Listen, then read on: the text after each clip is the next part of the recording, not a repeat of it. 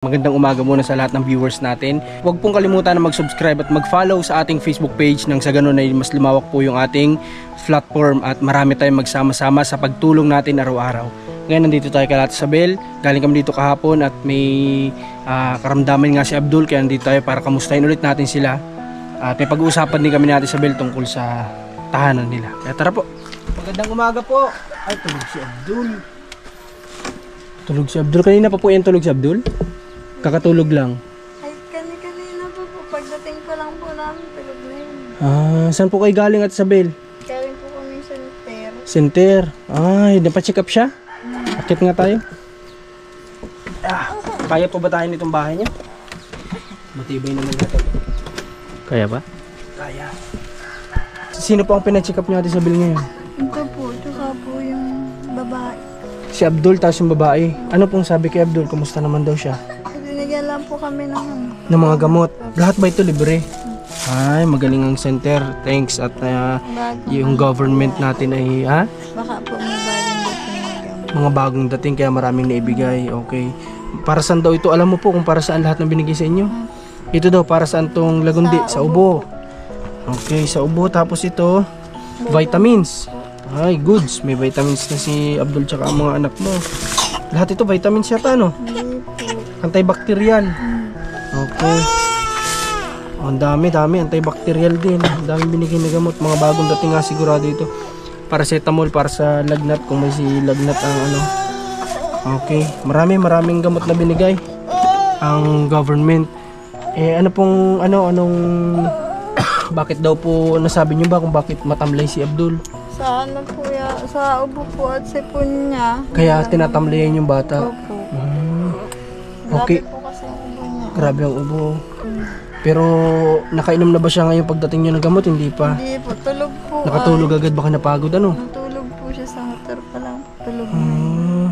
Buti nagkasya kayo kasama yung anak mo sa motor. Hindi po, dalawa lang naman po. Okay. Iniwan man po namin. Galing ni Ate Isabel mga kalingap. Kahapon pagsabi lang natin sa kanya na sana mapacheck up sa Abdul, talagang ginawa niya po. Kaya mas lalong lumaki yung respeto ko kay Ate Isabel dahil po sa ginawa niya at naabutan natin ngayon na talagang bumalik agad tayo kasi kinabukasan ngayon nga at nakita natin na talagang ginawa talaga ni Ate Isabel. Kita natin yung ano niya, yung malasakit niya kay Abdul dito pa lang po. Makikita na natin kasi kung iba-iba po baka sinabihan natin kahapon, baka hindi rin naman dinala. May mga ganyan po kasi. Pero sa Ate Isabel, talagang dinala niya. Anong oras kayo umalis? Ano po yun? 7 a.m. Tapos tatapos kayo. Saglit lang naman. Hindi pa po kami natatagalan. Wala nang dumating kami. Ibig sabihin natagalan kayo sa center? Opo. Ano po kasi ngayon bakuna. Kaya marami ang nakapila. Na lang. Siningit lang po sila para daw po mabilis. Para mabilis. Okay. Kumusta naman itong baby mo? Wala naman siyang nararamdaman? Ano pa? Ubuhin din po siguro ito. Huwag naman sana nagpapadidi ka ba ng pagod ka? Hindi man po. Huwag kang magpadidi ng pagod. Ay! Kakatuwa sa Ate Isabel, daming inaalagaan po dito. Okay Ate Isabel, napagpasyan kasi namin, nasabi namin kung medyo alanganin talaga, ganito na lang gagawin natin. Okay lang ba sa'yo na ito na lang mismo kinatitirikan ng bahay nyo ang ipaayos natin? Ipa-renovate na lang natin to? Okay lang naman. Okay lang sa iyo? Okay. So kung wala talaga tayong choice mga kalingap, ay may problema naman kasi yung lupa na tinignan natin kahapon. So ito na lang, siguro ang gagawin na lang natin, ito na mismo ipa-renovate natin bahay nila. Kung alin dito yung mga mapapakinabangan pa na kahoy na pwede pa, di yun na lang gagamitin. Tapos papalitan na lang po natin ito ng yero ang ipapalitan. Tapos itong dingding nila, kung may available na hardiflex doon sa kinukunan namin, hardiflex papalagay natin para mas matibay-tibay. At kung wala naman, siguro magpuproceed tayo sa plywood na lang. Okay lang ba sa iyo Ate Isabel? Okay lang po. Okay lang sa iyo. Basta ang importante maging maayos yung tahanan nyo kahit papaano kasi wala naman tayong choice. Gustuhin man natin na mapagawan sila ng bago na bahay, kaso nga lang po medyo alanganin talaga. Kami po kasi yung nakakaalam ng sitwasyon nila dito. Kaya ayun na lang ang magiging desisyon na lang natin. Anytime man na kung sakali man na magdesisyon talaga sila na may maging patunay na sila na kanila ito, wala tayong magiging masyadong problema, 'di ba? hindi tayo masyado manghinayang sa nagastos natin, di ba? Kaya ang gagawin natin, paparenovate na lang natin ito. Ano? Okay. So, ang gano pa rin, ang kukunin pa rin natin na karpentero, si kuya. Tapos patutulungin natin yung kapatid mo. Ha? Pero, anuhin natin to pagbalik namin. Ha? Okay lang ba? Okay lang po. Okay. So, approve na to mga kalingap. Ito na lang yung decision natin dito. Final decision na to. Ito na ang huling decision natin sa bahay nila Ate Isabel para matuloy. I-renovate na lang tong tahanan nila. At itong sahig, papalitan natin to Ate Isabel nung crocodile, yung makapal. Ha? Yun yung pinakang ginagamit ko din sa kapag ang bahay ay may sahig, kagaya ng kalatatay Budoy, na dapat ay kay Nanay Shirley. So ganoon na lang gagawin natin para at least hindi ganito na kawayan na tagus-tagus yung hangin, di ba? Tagus-tagus kasi yung hangin dito. Yun, kahit wala masyadong latag o walang latag, kung mahiga man ng mga bata sa paglalaro, safe ang likod nila. Tsaka ito nakakasugat to minsan. Di ba? Itong ganito. Lalo pa at naangat na po yung naluwag na yung pagkakapako, nakakaipit. Oo, kasi pwedeng maipit ang daliri ng bata dito, di ba? Eh kung medyo malikot pa, mahila, pwede pang ma-aksidente ang bata. Grabe, tulog na tulog si Abdul. Pakita mo. May ano talaga siya, may halak kasi nahihirapan siya maghinga oh.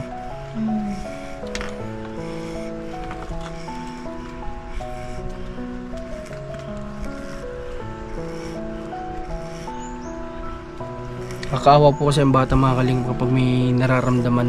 Kasi ranas din namin sa anak namin. Kami ni Commander, once na yung anak namin may nararamdaman lang, lagnat, ubo, halos hindi kami talaga natutulog. Binabantayan talaga namin magdamag, palitan kami. Nililibang na lang namin yung sarili namin. Nakakapag-alala kasi kapag bata po yung may sakit. Kasi lalo na, kagaya ni Abdul, hindi pa marunong magsabi kung ano yung masakit sa kanya, di ba? Ayun yung nakakatakot. Nakakapuyat magbantay. Oo, kasi hindi mo pwedeng pabayaan kasi babantayan mo talaga kasi hindi naman niya masabi, di ba? Kung ano yung masakit sa kanya. Okay, pero sa awa ng Diyos, at least may mga gamot na si Ate Isabel. At pwede nang ipainom sa mga bata na ito. Yung bang mga anak, kapatid mo may sakit pa? Yung pong bunso, baka po dalhin ko din mamayang hapon na lang. Ay, dadali mo rin. Opo. Kapag umaalis ka, sino nagbabantay sa anak mo? Yung isa po. Okay, so sipag na Ate Isabel mag-alaga sa mga bata. At ipapacheck up na naman daw niya nga itong kapatid niya kasi halos lahat sila dito nagkahawa-hawaan sa ubo at sipon. May mga gamit ba kayo dito Ate Isabel? Pwede mo bang sabihin sa akin ano yung kakulangan sa gamit nyo? Para na sa ganun madala ko din dito, mabilhan ko kayo. Gamit po. Gamit dito sa bahay ninyo, halimbawa lutuan, termos, takore. Gamit pa yan. Magagamit pa. Opo. Pero alin sa tingin mo yung kailangan ninyo talaga dito sa bahay ninyo? Higaan, unan, Higaan lang po siya. higaan, kumot, may mga kumot kayo? Ano naman, hindi po. Ay, ano man po, iisa lang po ginagamit namin dito. Iisa. Pero okay naman sa inyo yun. Kulang yun. Kulang po. Ay, di naman po kasi sila mahilig magkumot. Kami lang po pag nagkakasakit po sila tapos yung nilalamig, dun ko lang po sila nakikumutan. Pero pag hindi naman po pwede at naliligo sa pawis. Okay, baka lalong ubuhin, matuyuan ng pawis sa likod. Tuyuan po. So, ang gagawin na natin, bibili na lang din tayo nun para in case man na halimbawa ay kailanganin nyo, may ready kayo. Okay, yun lang. Higaan, kumot, tapos mga plato. Kumusta mga plato nyo? Baso?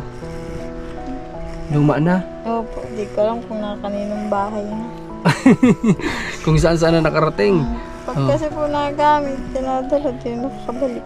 Hindi na nakakabalik. Okay, sige, gadi na lang, kukuha din kami ng plato. Plato, baso, kutsara, kumpletuhin namin.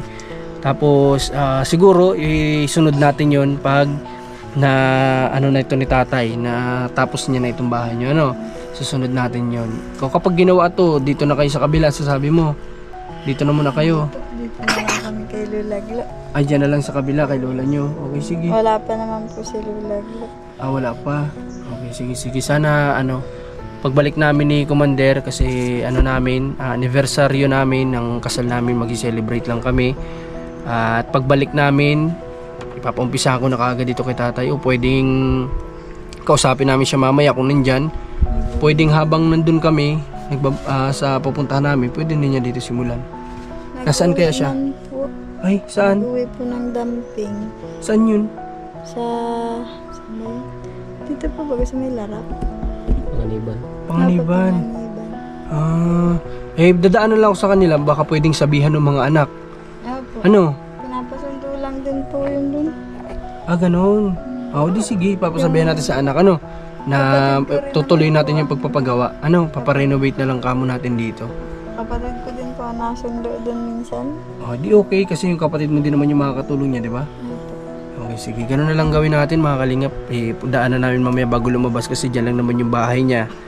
Para nang sa ganun, masabi natin sa kanya kung makakapagsimula siya pwede rin na habang wala kami dito, pwede rin niya simulan. Kaso nga lang, iniisip ko, parang hindi kasi kami sanay na kapag may pinapagawa, hindi namin pinupunta-puntahan.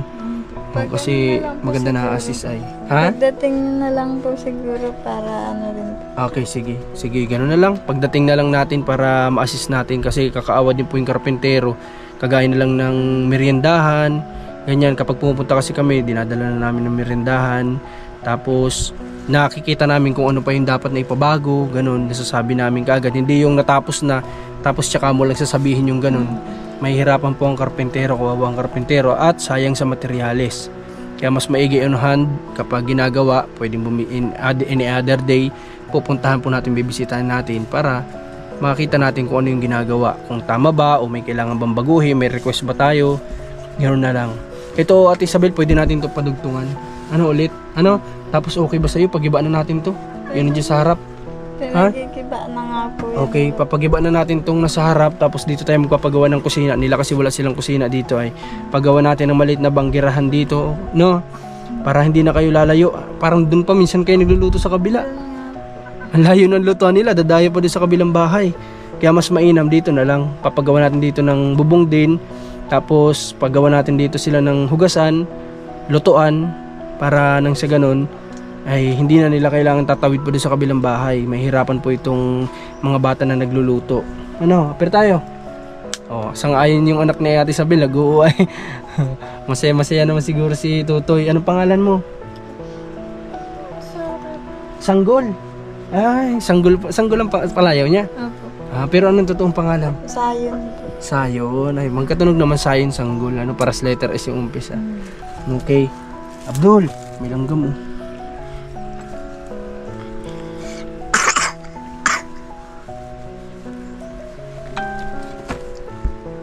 Isugat Ang likod po ay nagang daplag ng daplag. Gusto niya pag gusto magpakarga at nilampasan mo, iiyak. Basta na lang na Kahapon, mga kalingap, nakita ko mahaba pa yung kuko nito ni Abdul. Ngayon, naputulan na kagad natin sa Isabel. Kailan mo siya ginupitan ng kuko, Ate Isabel? Tapon din po. Kasi kahapon nakita ko medyo mahaba na, napapasukan ng dumi. Siyempre kakain yung mga bata, paano kung nagkakamay, maanohan pa ng bakterya yung katawan nila. Kaya sabi ko gupitan. Magpagupit Ayaw pa magpaputol ng kuko. Pero ngayon, malinis na, mga kalingap, kaagad. Lahat talaga ng inaano natin kay Ate Isabel, talagang ginagawa natin sa Isabel. Kaya salamat kay Ate Isabel sa pagmamahal dito sa mga bata, sa mga kapatid niya, sa anak niya. Siya na yung nanay tatay dito sa bahay na ito. Pero nagagawa niya pa rin. Although minsan, hindi na siguro na Ate Isabel malaman kung anong gagawin niya. Hindi nga po. Sobrang dami, Minsan ba dumarating yung time at Isabel, lilito ka din kung anong gagawin mo ngayong araw? Opo. Paano pang nagsabay-sabay nagpasabay itong mga bata? Anong ginagawa mo? Natigil na lang po ako na lang nagawa. Grabe, hirap po nang mag-solo. Para si Ate Isabel itong solo parents. Na parang alam niyo yun, parang anak niya yung mga kapatid niya. Tapos dagdag si Abdul. Yung mama niya hindi pa nag-contact ngayong araw. Hindi po. Wala pa. Okay. Sige, okay lang yun. At least hindi naman nakakalimot sigurado yung mama ni Abdul. Kasi tumatawag naman, nakakausap naman sila. Basta Ate Isabel, iwasan mo itong papaliguin palagi sa isang beses lang sa isang araw kung maaari. Tapos bibilang ko rin ng mga bimpo yung anak nyo. Nyo na lang, lalagyan nyo sila ng bimpo sa likod para at least hindi matuyuan ng pawis, para iwas sa sakit. Kasi kayo din po ang kawawa pag nagkakasakit ang mga bata, puyat kayo. Diba may baby ka pa? Hindi na nga po ako natutulog. Natulog ako ay araw na. Ay ganun? Grabe. Lalo po pag may sakit. Pero pag wala naman po sanang mga sakit, tuloy-tuloy naman po umaga na ang gising nila. Naiyak lang sila pag madidi. Ay, ganun. Grabe. Kaso pag may sakit po, di ko tinutulugan. Takot ako ay. Ano ba ako nang mangyari, ano? Yun po yung hirap. Kaya nga sabi ko, kung gawa ng paraan na maiwasan, magkasakit yung mga bata. Proper hygiene, unang-una dapat malinis yung kapaligiran, malinis ang bahay. Tapos, yun nga, dapat laging may bimpo sa likod. Sigurado yung hindi matutuyuan ng pawis. Kasi yun ang magiging ubo ate Isabel ay tsaka sipon. Pag yung pawis po kasi natin lumabas sa balat natin, open force na yung balat natin. Tapos pag bumalik po yun, may kasama ng hangin yun. Pwede na silang ubuhin, sipunin, no? Kapag natuyo. Pawisin pa naman. Okay, kaya bibilan na lang namin ng bimpo, ng mga bimpo para damay na natin mga anak mo para araw-araw bimpo ka agad sa likod, para nasisip-sip yung hindi matutuyo ng pawis. Okay, so yun. Ngayon Ate Isabel, yun na lang yung final decision natin. Basta pagbalik namin, promise, umpisa na natin to. Mamaya dadaan ako dun sa anak niya. Anak niya ba yun nandyan? Opo, nasa Kapalungga po kasi ate mama niya. Mama po nino?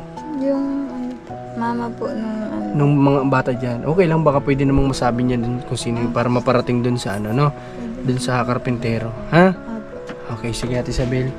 Papunta muna kami dito sa kabila, at may tinutulungan dito si Commander. Bibisitahin natin din. At antayin na rin natin Isabel yung pagbalik natin dito para ma-settle na itong tahanan nila.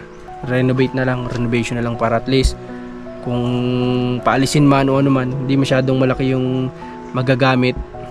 Hindi tayo masyadong manghihinayang. Pati sa Ate Isabel, unang-una manghihinayang sa Ate Isabel kasi kaya nga dati ayaw niyang ipaayos kasi nanghihinayang siya. Baka daw paalisin lang din. Sayang daw po yung gamit. So yun na lang gagawin natin. Ate Isabel? Okay. May pa kayo? May bigas pa kayo? Meron pa? Okay. Sige, mga pang-ulam, meron pa? Meron pa? Okay, sige. Punta na rin tayo. Labas na tayo. Ay. Dito na kami Ate Isabel. Sige po, walang anuman. Okay. So maraming salamat sa Panginoon. Unang-una siya yung una nating pasalamatan araw-araw kasi sa pagbibigay niya sa atin ng napakagandang panahon, pagbibigay niya sa atin ng lakas, paggising niya sa atin sa umaga. Blessing na kaagad yun, yung gisingin pa lang niya tayo sa umaga. Kaya maraming salamat sa kanya at sana pag-ingatan niya tayo araw-araw sa mga lakad natin. At salamat pangalawa sa mga viewers dahil kung di po dahil sa inyo ay wala rin kami dito. At nandiyan na rin po ang lalo-lalo na mga sponsors na nagtitiwala sa amin, kay Ninang Adelina, kay Ninang Adel Yuson, kay Tita Celia, kay Tita Jo, kay Ninong Hawaii. Maraming salamat po sa inyo lahat, pati na rin yung mga nagsishare ng videos natin, nagla-like, nagko-comment. Napakalaking bagay po ng ginagawa nyo. At kung nagustuhan nyo itong video na ito, i-share nyo po. Maraming salamat, supportan nyo Commander ni Marcos Alma Vlog sa Facebook page, Marcos TV channel. Bless po.